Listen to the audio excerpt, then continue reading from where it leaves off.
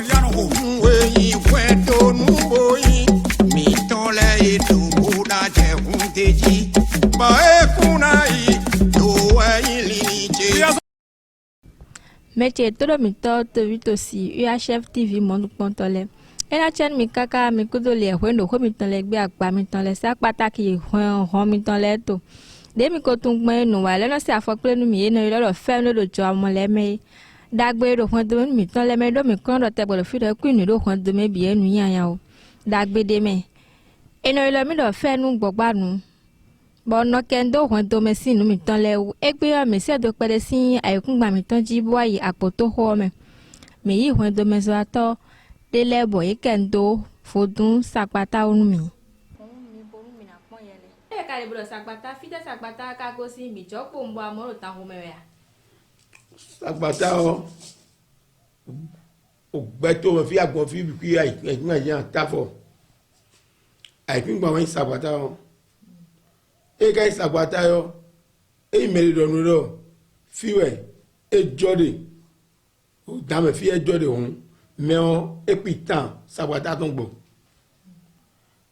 sapata dasa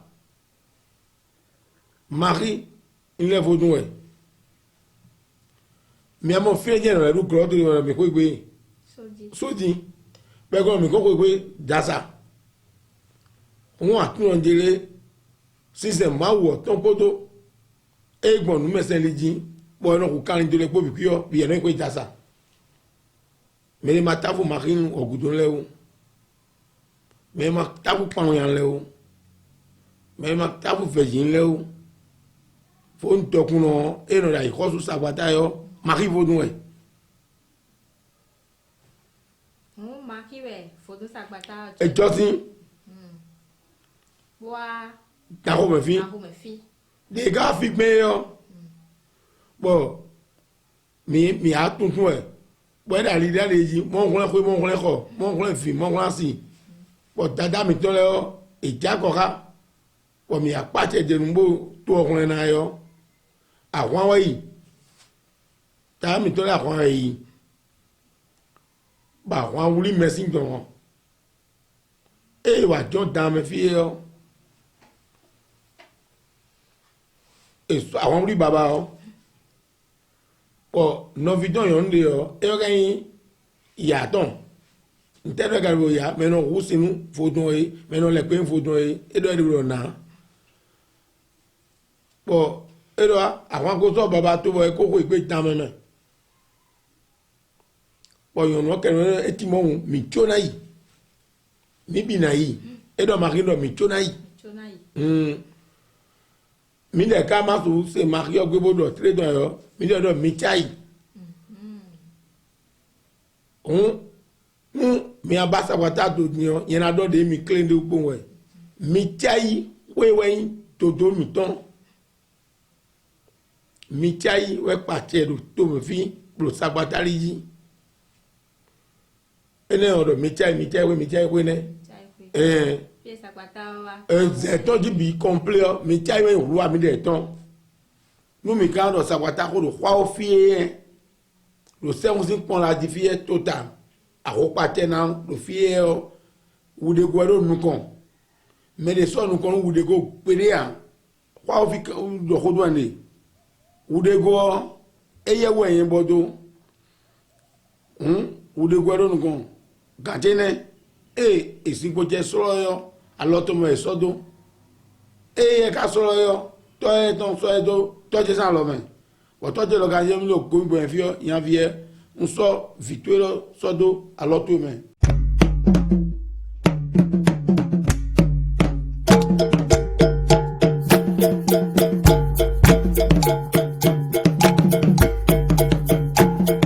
baba tegu felodi boyin amato me wi meton blen sapata no ro gbo me atano poji nko ene mi lo die ntere ka de bro baba tegu felodi yo o baba tegu felodi yo we do de odo mo we ndole tochi we do fi mi de fi ben fodun ho we do fi de tochi we fodun no boyin sapata no bo do fi bo no fi ka no kwe kande ndi wo chubo ai to bo yen wa je tenton me on we mo de fi din le yo de fodun ho bo nko a donc tochi sinu le kon yen de e wa zombo no touch sin go degu touch deo sin go en buru fi e wa zombo no baba degu felori donc nom de famille mi to felori yo ne te encore de ti mi ayi achele papa si boro papa si gbe homla we boro kuton duwe e wa zombo no degu baba degu felori ne achele baba kaka do mi jawe fiti e do mi jawe baba sin gbe tere ka de bodo baba me le bu fon pon me no yin baba ya me de fon me no yin baba me yin fodun sapata non bono desu bono kwe hundo hoyo ero lo baba chobono ayin sapata non chobono kwe na yin baba o anko yin sapata si ton kwe kaka nu kwede bo le wanu bo ade wa lo to iwe na so bo fodun na de wi na yin no mi to bono yin baba nu mi kwe chuba na do baba yin hu me yi lo baba yo me yin fodun sapata non bono kwe hundo ho bono desu yo iwe lo baba ne bo vogun te ka do sapata si o podo sapata non po me vogmoro sagbata si obodo sagbata no po me we indoji le amisa itori wo agunvi pade wo paso edi do hun edi me yin sagbata si yo sagbata si we eyin bo reon ina wa no sagbata hwe e reon na ivodun hwe e na wa nu bi me yin baba be ro dido yo me pa che nu sagbata si le bi we no lo baba ne o mi lo sagbata ho Dion mi aken do sakpata si akpa hwe yo. Ntele ka de bodo sakpata. Mi do de bodo sakpata yo di gapede. Bonu eyin mana le ho gledi bonu makale no hu na timen mi. Mi do de bodo sakpata yo indoli. Ho da yo no sakpata yin sakpata. Azonsu eno yo le do. Azonsu bo me ka yin moyo edo afoa edo aloa. Gudu no we. Bono do blibli we. Bono iti tori bo ho fide. Ali de timba liene dimbo ya hida hodime bero ichali yoto yonde no bonfine bono wai bo yono bonfine bono wai yono no isa no akyo medo bono isa nu to ine me ya yode yo yono no isa nu to hoswo yono no isa nu to hoswo yo bonfine on eno dogbe bonfine on eno dogbe bonfine on eno dogbe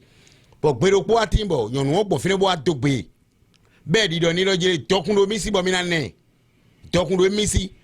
bo mina soju ne tele ikono isa nto hosuo do me kono variso be no he kwebono wa hweji bo nyonu di do ne je mino isa jele nto hosuo bo to hosuo no motem no do jele bo ene we zo mo to hosuo la hosu yin ro do e be do ndo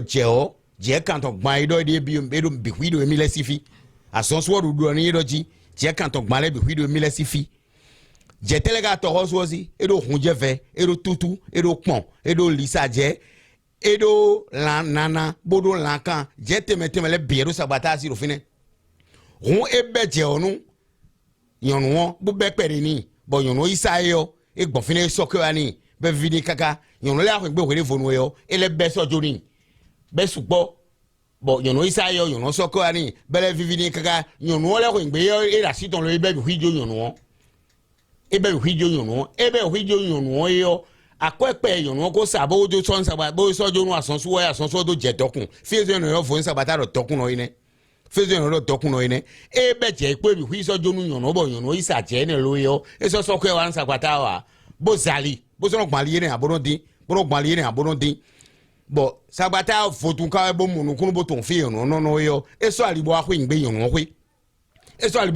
hwe yo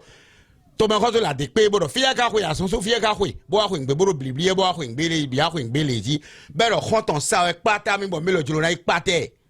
khoton sa e pata mi bo melo julo na ipate reji fie zo bero no sakpata ni ba mo an asonso wen da yi e do mo eje don yon we beje nambo e ma so ko ejo ni ya yo yon wo e tongbon yon wo bi chenene e tongbon yon wo bi hwibo yon bo plan yon wo le fie zo bero sakpata ni khoton sa e pata mi bo melo julo na ipate no le bo sakpata ni ma mo an asonso wen da yi mi gosi ne je mi akambia mi do bo ne sakpata kontre nugo sakpata o vodu tokun no yin bo yin ado sinsen podo ayi hado popo e o no na duwe don bakpo a be ko no hunle figan bo no hunle asigan bo no hunle hwegan bo no hunle khogan ayin gbeto din bo wen yonu bo ma mo fia bo adokuli sakpata o e anafi o ba anti wen yonu bo higbodo asutu po pero po 30 miton e ambe ben aton pero po 30 miton asome ko le ba so ta gba donu ye ba do pli sabata dion sabata ran wa dagbe nu we bon nous ba de bo biye yo e no monto le ba gbon de no bi no biye bo no mo hun to kun do sagbata si yan aido sagbata si supo ba biye kono mo Wele lenu asubo no do jire foto sagbata wa no ko gbe sa to tenu nu wa lele kon to ka mi no so gboro popo mo do blo nu wa mo ko ton le na ya sagbata ya nu agbero kon to bera ho sagbata mo fo to kun na duwo na wa meta bo duwo ro kon to e de kege ya lo pa kegeji e no jagla ho gbe e no jagla gbogbe e no gbogla nu fo dun yesu re ti o finu be yo gla gbogbo be no gbogla nu fo dun bo no ho sagbata hun e no dokli fo dun bo no ade bo no ho sagbata hun e no ho kweta hun un sagbata hun e no ho hun do ho bo no ho sagbata hun a lo pa kegeji e ribo e no ho sagbata mo fo to kun no wa meta be no ho sagbata hun ro kon to no dro bo no apon eyo mina kambio babado nyanya tekado vodumon koton si apahwe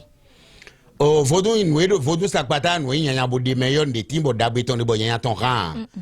lo mi de so adogwi mi yo ba kan do ten mi de le so adogwi mi peto adogwi le mi yo ba kan do ten e we indole ntimeno fi sande dimro jele ayun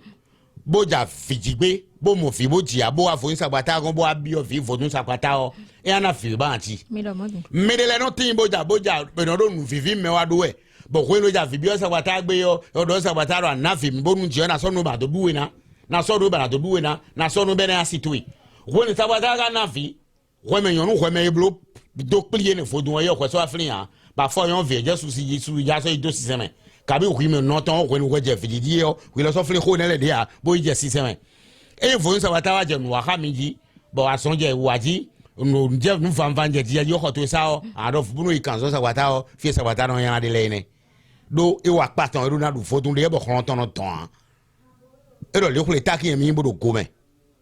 e kun pe de o mi ren na nchi hun fo tun sakpata o dagbe no wa supo a do pli bodo aso me ni aso ro ti tan we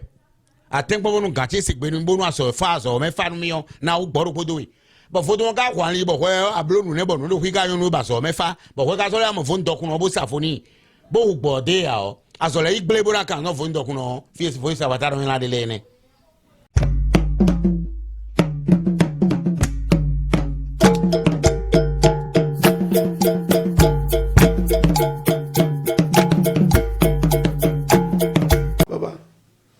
atno ko jebe no kunzoa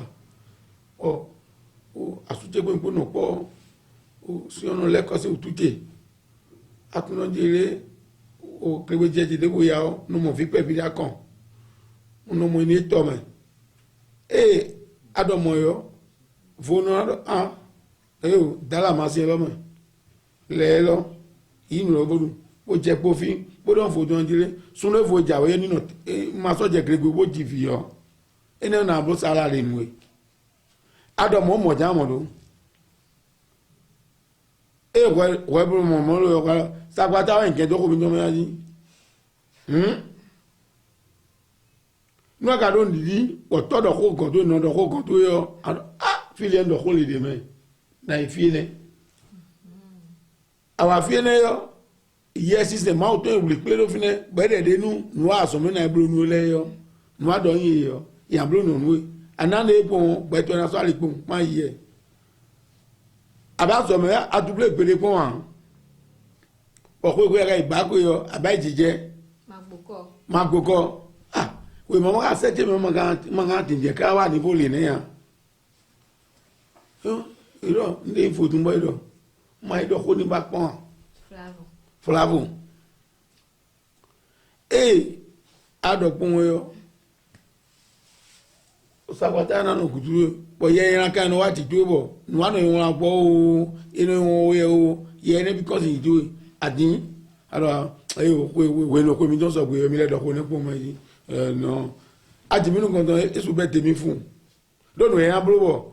ado ko fo tun le anse do do dagwe fili bo yen an fi o wa yen ga fili bo dagwe an fi o wa mo adonje ministre de la défense wa de so to gan gbe yo ni wa re tubo tutu ya mo de lo fodu me mo de lo peto me mi hu mi do yo do mo hun confiance on ha fi de bua nous venons à y bloquer et dans les micros à l'énergie. Il y a des vous finalement à Robioto et Bois, puis tout mais why mon why demandi. Ouais. Pardon. Et un plat vite Johnny yo fi on dame on ça dit mais et on doit que dit mais nous il faut nous ne on va na pé to nous o ma to so pé à 143 mon wa ibo le ga dire non il be gbe wa igbe alo encore mo le ko ya encore gbe dia be ah mo faut don de gbe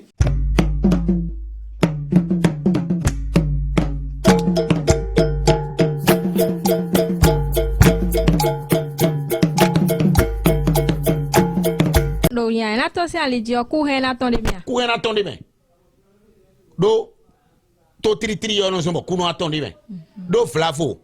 Mais non ba don nous les ko de pe me fi di mo facteur on ko di. Bon nous bi ko de be no yan kle bo kan fa. Top kan toron kan top bo kan fa. A moins kan toron kan moins bo mo. Mais non po men dan bo kan nous mais de pendant kan to di. Bo kan nous mais be mo ye no we na do bi no we. We no do di do no ye bo ko tri to bo muto. Bon we do sa batade ho ma ya bo ise ni ya. Bo to tri di ho adon don re we no akhle me le je konto no khamele o. We no ku ko ren attendez bien. Ku ko ren attendez. Mi ko kha dagbe ro sagbata si alijile do fi san de tin alors pa ete ti ka he kan no ma mo dagbe mon koton le alors pa eje he na no mo dagbe mon koton le wen doli no ma usen ro po do yen je mebide ma usen o le o e me de tu ma usen o le bi hibura mi fo si odo wan ma usen o le bi ana o ma mi sa ho me aboda bo kwete be ya he ma usen le gbe to ro gbe bi enu wan to o tun wa no se ma usen on gbe to ro gbe bi enu wan to o ka tun wa ho mo ro po e ye se on e te pombo yin on ma jajo ma humeo ma lagao ma ba no ma ni no so sin ku ma ni yano se ma uto idole yo me vodun no lo do na yin ne le bi hui tandame an sen bi tandame o vodun na wa dagbe nu edo me on nyonu mesi e bo vodun hui bo ko ka go le yin te din bo igba subo ihun vodun na mo igbo a wen vodun no bo wa vodun hui bo me yo so po kweton da igbo vodun hui bo ko fin ko so bo me so kwere tun an vodun wa dagbe nu ya ayi mede ba vodun si we goto ede yo ada yi ha yan lindo tout on yo vodun no adagbe nu ya vodun si we de su no ton e vodun si bo we de su ta fo di ton bo de hunsu ni yo e go di fito edon mena wo di fito edon adu ase u veton le khe e asonje we de yo bo nko info no ton ayi seku ni vie do bo fito asonje we yo bo no info no ton ayi seku ni badan so bo no na go khosa e ran ayi vo no ton ayi seku ni e ya do mo blo fo don na fon le bo na ta dabo fo don to tegbe o e na dabo anu we ma on so kemi do ason entendu gbe to la son je mo wa ngan bo no merci fun ngan go ka bo fiti no ku Senta. No merci fun ngan go ka bo akwe no gbe nu mi akwe de le ma blo khona yo no so ko mo sa do me o tu Nyache mi kaka. Eren. Do mo jemene mi na die o egbe yin lo sisi re. Eyo. Se do ma o se aliji o do po je do fodu lo. Do po je fodu lo san liji. Ne to mi na suta nu e lo mi no si asan de be no do rougeole varicelle mo no tongbon wonu me. Mi kaka bi e do mi le ti ge asan mo nkan ton le do kan ti ja ha fodu sapata mi na si tinu pe de me mi to asan le dia. Azon mi ton e do kan ti ja ha fodu sapata be do variolo italala variolo wen do e do kan ti ja ha sapata tanwe. Boy ne onu wa imedi bo sapata siwe asapata no we asapata o e do ji sapata de su do fi je me wa chonkwin asi je me hun khelu me amede hun chani sapata do bodo no so be moyo sagbata do sende lebe to bo se do le nu ama yin le a o e na tongbon tuto yi sagbata de so en son e we inferior lo bo no tongbon me wu sagbata de so en son bo inferior bo no tongbon me wu pevi ton no tongbon yo po vule u be no do rougeole e de no lo file no to hunu gbon ene e no file gbon to hunu mais on sait bon e no file gbon to hunu rougeole mais variolo sagbata de so nyine bo ko mento ma do wen an e ton ro me wo no hume e ne we sagbata no do fodu on da pla e da me pla sagbata o inferior ta wan son ye do yo e wo imo hun mi mo nu mo ko ton ro me de busin utu o e podo e mo nu mo ko ton ro me de bu wo e do toto we be no toto we na fodu no sagbata no le no khwasona bono isina sagbata no le no khwasona so ene bono isina so ne kaka bobi do fiosi mewu mama bona so toto we bo je yon turanji yo nwe nu kuma joro ma o nu kuno amo ma o kan la bonu kumi ma o kan lo no kumi tana mo nya ya nya ya gbede ya ne azone hoda mi le timbo tintime yo sakpata no u kere jina konya ka be ha to ro pe to pa bi fi wa o azon don de timbe yin sakpata bo no to ru me u bo yo vele no yo do fari yo lo yo ege na to ru pe se ro biu eyin do dandan sakpata si sakpata no kere u jina ton de ege na to ru pe se ro bi hu e ka to ru pe se ro be to ru pe se bi hu e no ya ya be ro to be ro ba chu no me a e no ya ya ba so ne no ba chu no me gbede ya e ya yin pe to bo ro hwetu ebi bo hwere su hwe egbe hwere do kan no ale ya ha to me a afon ano bodo nu mewe afon ano peche mewe aya se to bo no tagbado nu mewe do sakpata yin meribo me ro ho me voye no ho me ro ho me voye e we no ho bo hwe gbeto bo ro bodo eje ho ri pe da do me yan ri nu me to ple eje ho ri bo gbeto si yan ri we o sakpata kan na ton we bo na pla we e da we pla we yin do ho me e na ton we bo na pla we e kan do e ka to ro gbeto pa wu me ma yin sakpata no aka bi sakpata si ayo e na o ton gbeto pa wo me sabata no le gonje na so ai duro e so itutu be do na bo sa tinke na bo sa de be ko yo e mo ha me sabata no le gonje na wa bo e de na kwa so na bo isi na ko chuba so na kwe e ne amina kambia do kan chicha te ka do fodu sakpata kodo aikun pan po sin tin do mi sebe no do sakpata aikun pan no e kan chicha te ka do sakpata ko aikun pan po sin tin o no vichi sakpata o no lo sakpata do fodu tokuno sakpata tokuno we bo le segboli sadidin bo un tun we ton akama we yin yo mo e sakpata odi bo un tun we ton ya ikunba mi ko do ni se wa mo sakpata re bo un tun ya ikunba le ku pata gli de bo un tun ton eno ya ni anu yo mo sakpata odi bo un tun ton ya ikunba kun fodun sakpata o un tun ton ya ikunba we yin bo aikunba die tokun le bikari tokun edo pelo me fia ikunba die di e wonu sunbe no ilo fo sakpata do tokun no odun tokun ne sakpata un tun ton ya ikunba o eyan cho mi ati te sin fio mi na kan de bi ota mi no mo din bo tron ene din o pe to no ho bo yin tron no fodun sakpata e hen a ho mo pa yin no ton o vodun sakpata o me dibu no ho sakpata bo yin no ton amo vodun de ro fide amoro me on dagbo ton e ko no kon bo toton no kon ko ti o bo ide so aru no kon e vodun de ka bo e na bo do hwede gbe bonu e joto o bo vide so cambio asi de so cambio ai no kaka no afun bo no ade o jen we bo no azeta bo e no wa nton bo khoton li genu gbe ran we fini no kwa bo fon sakpata no bloidu balito no humbe no moro meye o fodun we fungu bo so no fon sakpata me de bu no ho a medele timbo sakpata no fight tonji be no idope medele timbo sakpata no fight tonji be no idope ene lo fodun sakpata je bo ibi hika inu po amo eyan yi je bo ma fodun ho ayo fon sakpata me no so ko bo ni khodo fi de gbede a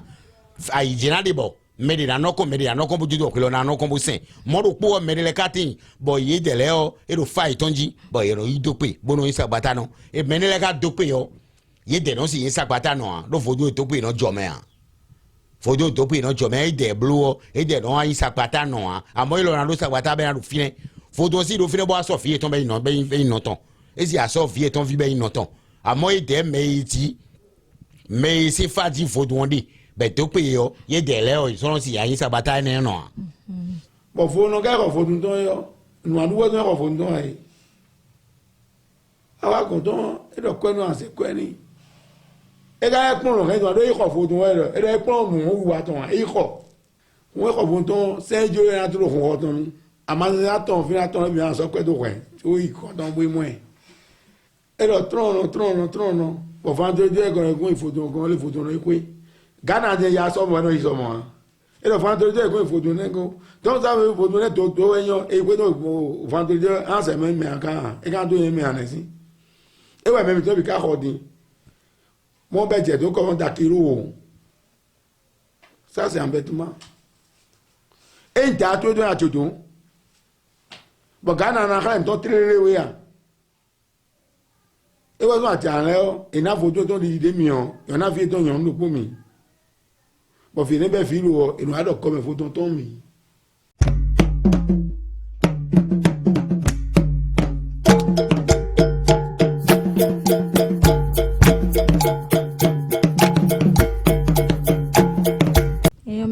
time kakata. Oh. So mi ma kpla mi kpodo fodon si mlamla po do kle ume. Oh, vodon si mlamla na do no e di garden pede. E di garden pede ye gbe do buna do bi jo mi na wani gbe ya. On e we pe yo e na do pede mbo mi ase ne. Na chen mi kakata. E no mla vodon do kuno do sakpata son su kleje gbe kuton. Sakpata azon su kleje gbe kuton. E je nu kon ri me o yin bosu. E do bosu honzu no ma si he. Azon teto bokoli no gbeson. Bosu he de nu mayon. Azon dede bo igba pa lokwe. Bosu yo no tutu anon boro yo to ipon ni e ma do le sansane bogba dan su e ka wa do le aji asando ba gunwa chono ba sun hon yan ti no so yo do frin akuru da kala yo ngololo gogore baje anon so sandan bo so dalin ni bosu wa mono do npo bosu gbe to mono gbe kaka agbe sansan hon gba dan su akana wa ran ndambo dan ti e alona ja ti gbe nbe do foi ada so nto to da fleton gongba ti o so ko me die awon yan kokoro no gba ideun aso felo di ton mi kan ko bi o kaka mi yo le gba flakunte àwọn tí gọlọgọjọ no gbọjọ ero bla ti bo àwọn agosan ki bo wa kwe awaduro po nu kan de kani e ka kani hun apa ma je wo akwato godo lo wa panin adogbe so hu dewe alonu ma fubo fun goyo no ko alien anu moturo jekli yo me fun àwọn ya kiti mono gba flakonin gagba hun to mono ren aje lo chocha sun e po kan pero hun kaya gba ya du ma sunsun no ko ni ma jeden akwaso gbaro po tun no po befo akwaso gbanu tun o kwa ton ablane ta kokko meso ba siwe no po boro se no so godogodo sin jiri ablane ta kokko meso ya àwọn ni khoso ando ba so so nton me kan ho bi o kaka me yo to khoso akiji no gba ho to nkan